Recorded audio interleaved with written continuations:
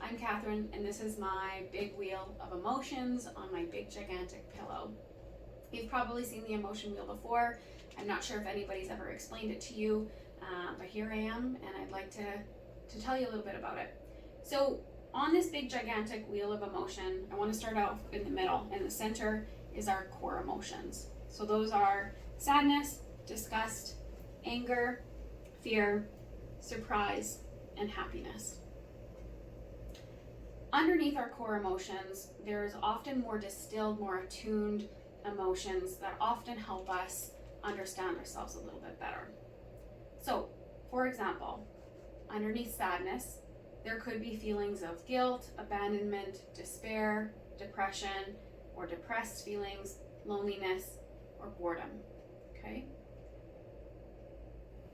If you go a little bit further, say for example, we looked at the emotion of guilt, which is underneath this feeling of sadness. It may actually be more so that you're feeling you feel some feelings of remorse, or you feel shame or ashamed. Okay? So I love this because it can help us understand ourselves a little bit more, understand why we're having the feelings or the reactions that we are, so that we can more properly process and move through some of those. The one thing that I don't love too much about the emotion wheel is that we can get too specific on thinking that it's only one emotion that we're supposed to be feeling.